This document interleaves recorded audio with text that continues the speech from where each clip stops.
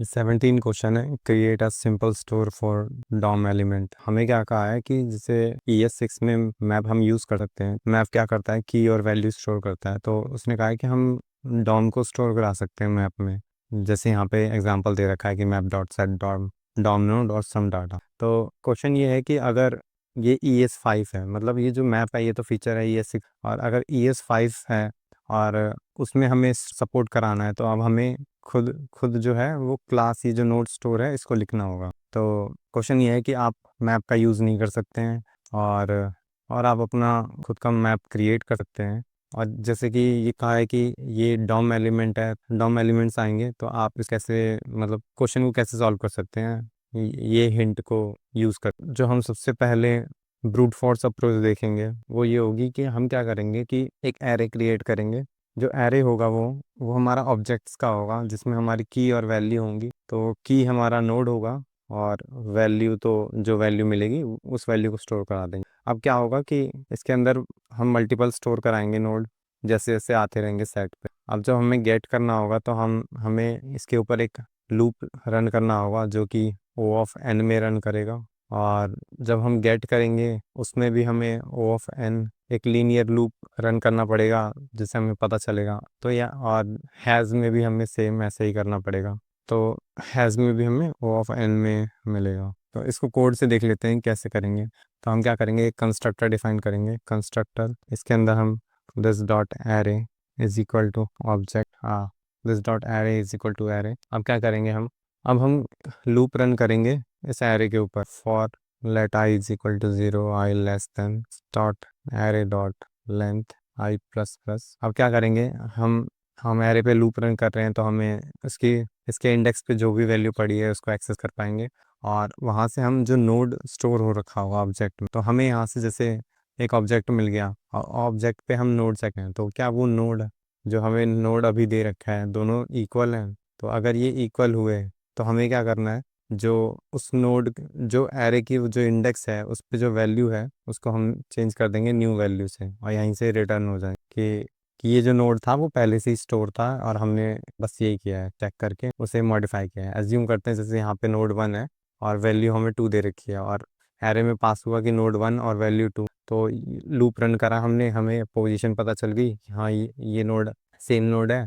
फिर हम क्या करेंगे, वैल्यू को चेंज कर दिया, ये किया है। और अगर ऐसा नहीं है तो हम क्या करेंगे, this dot array dot push कर देंगे एक नया ऑब्जेक्ट, जिसमें क्या होगा, हमारा नोड और वैल्यू होंगी। तो एक हमने क्या करा है, नया ऑब्जेक्ट कर दिया है। अब मैं इसको कॉपी कर लेता हूँ। और गेट में क्या होगा कि गेट में हमें देखना होगा, फिर से हम एक लूप रन करेंगे, चेक करेंगे कि अगर नोड है, और अगर नोड हुआ तो हमें क्या करना है, वैल्यू रिटर्न करनी। तो हम क्या करेंगे, रिटर्न कर देंगे this dot array dot value को। और अगर ऐसा नहीं है तो हम क्या करेंगे, यहाँ से अनडिफाइंड रिटर्न कर देंगे। फिर उसके बाद हैज़ हैज़ कंडीशन में क्या होगा कि अगर हम क्या करेंगे, दोबारा लूप रन करेंगे एरे पे। अगर उसमें नोड है तो हम क्या करेंगे, यहाँ से ट्रू रिटर्न कर देंगे कि हाँ ये स्टोर है, इस पे है।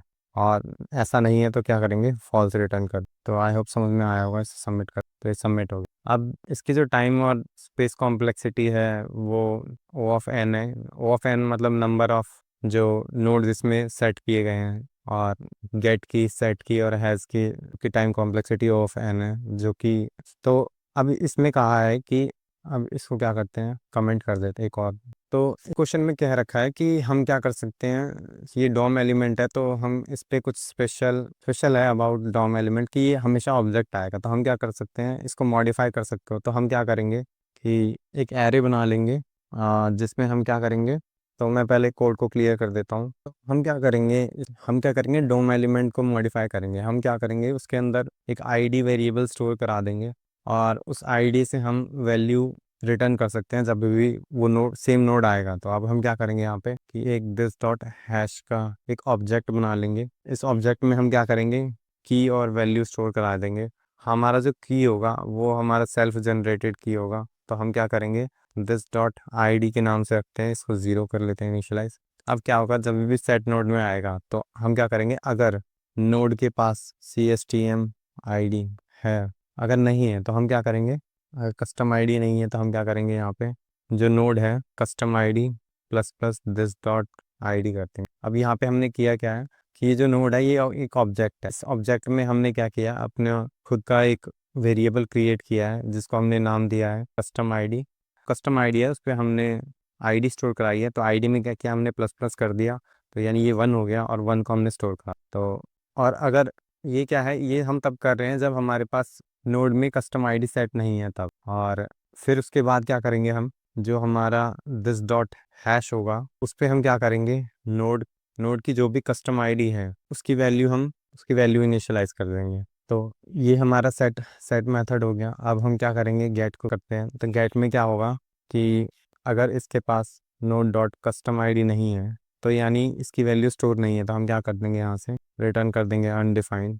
नहीं तो यहाँ से हम क्या करेंगे, दिस डॉट हैश, और जो भी हैश में जो इसकी कस्टम आईडी है नोड की उसके रिस्पेक्ट में हमने वैल्यू स्टोर करा रखी है तो हम उसको रिटर्न कर। हैज़ में हमें चेक करना है कि रिटर्न कर देंगे अगर जो नोड है कस्टम आईडी है तो हम क्या करेंगे, रिटर्न कर देंगे ट्रू, नहीं तो क्या करेंगे फॉल्स, यानी ये नोड पहली बार आया है तो इसको सबमिट कर। तो आई होप ये समझ में आया होगा हमने क्या किया है। ये पहला पुराना कोड है जो कमेंट है, तो इसमें हमने क्या किया है, कस्टम आईडी स्टोर स्टोर करके।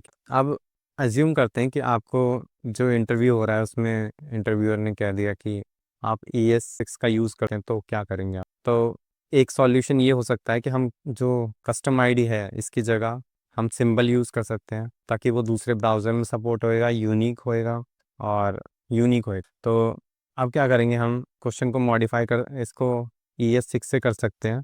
और इसको कमेंट कर देता हूँ। तो ये मेरे पास 2 कोड हो गए, एक हो गया कस्टम आईडी और दूसरा हो गया store object in Harry using custom ID modify given node. तो ये 2 सॉल्यूशन हो गए हमारे, सॉल्यूशन 2 सॉल्यूशन 1।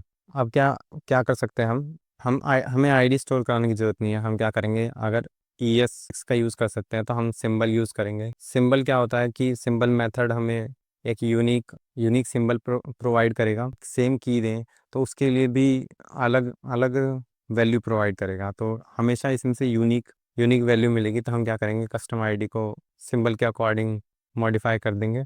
फिर ऑब्जेक्ट में हम कस्टम सिंबल के कस्टम आईडी में स्टोर करा रखा है तो उससे कर लेंगे, बाकी कुछ भी चेंज नहीं होगा। इसको सबमिट कर, तो ये भी सबमिट हो गया। अब अगर हम सिंबल का यूज़ कर सकते हैं, यानी जो कहा है कि ES6 का यूज़ कर, तो क्यों ना हम मैप का यूज़ करें। तो यहाँ पे हमने किया है सॉल्यूशन 3 यूजिंग सिंबल। अब यहाँ पे क्या होगा कि हम मैप का यूज़ कर सकते हैं। मान लेते हैं कि जैसे इंटरव्यू ने कह दिया कि आप मैप का यूज़ कर सकते हैं, तो आपको क्या मैप का यूज़ करना चाहिए? आंसर है नहीं। क्यों? क्योंकि यहाँ पे जो नोड है ये एक ऑब्जेक्ट है और मैप में क्या होता है कि जब भी हम कोई की और वैल्यू स्टोर कराते हैं तो उसका उसका जो रेफरेंस होता है वो बहुत स्ट्रांगली रेफरेंस एग्जिस्ट करता है। कहने का मतलब कि अगर अगर वो जो ऑब्जेक्ट है अगर वो डिलीट भी हो जाए तो हमारे जो मैप के अंदर मेमोरी में है वो स्टोर रहेगा, वो रेफरेंस स्टोर रहेगा, वो उस की को डिलीट नहीं करेगा। तो इससे क्या हो सकता है, मेमोरी लीकेज हो सकती है। और जो नोड है, जैसे डॉम में क्या होता है कि न्यू नोड क्रिएट होते हैं और डिस्ट्रॉय होते रहते हैं। जो डिस्ट्रॉय हो गया उनकी भी प्रेजेंस रहेगी या वो भी मौजूद रहेंगे मेमोरी के अंदर। इसकी जगह हम क्या यूज़ करेंगे, वीक मैप क्या होता है कि मैप की तरह होता है, बस इसमें की में हम ऑब्जेक्ट दे सकते हैं। तो की हमेशा ऑब्जेक्ट रहेगा और वैल्यू में कुछ भी वैल्यू स्टोर करा सकते हैं। सेम मैप की तरह नहीं है, वीक मैप मैप में डिफरेंस है। जो मैप के अंदर हम इटरेट नहीं कर सकते इसके ऊपर, की के ऊपर, ये ऑब्जेक्ट का जो रेफरेंस है इसको अगर डिलीट कर दिया तो जो वीक मैप है इसमें से भी हमारा जो ऑब्जेक्ट है वो डिलीट हो जाता है। कंक्लूजन ये है कि अगर डॉम का जो एलिमेंट है अगर वो डिस्ट्रॉय हुआ तो हमारा जो जो स्टोर की है और वैल्यू है वो भी डिस्ट्रॉय हो जाएगा, वो भी हट जाएगा। तो इसलिए वीक मैप सबसे बेस्ट ऑप्शन है। तो हम क्या करेंगे, सीधा वीक मैप में स्टोर करा सकते हैं और यहाँ पे हम दिस डॉट हैश में नोड और इसमें हम वैल्यू स्टोर करा लेंगे। गेट में हम क्या करेंगे, यहीं से रिटर्न कर देंगे this dot hash dot gate node. Has में हम चेक कर लेंगे कि return this dot hash dot has node. तो ये मैप की तरह ही काम करता है, बस हम इस पर इटरेट नहीं कर सकते। इसके पास भी सेट गेट और हैज़ मेथड होता है। ओके, तो यहाँ पे हमें सेट मेथड यूज़ कर this dot hash dot set node और वैल्यू। तो अब इसको रन कराते हैं, तो ये भी सबमिट हो गया। तो ये था सॉल्यूशन हमारा using ES6 feature weak map. I hope समझ में आया होगा।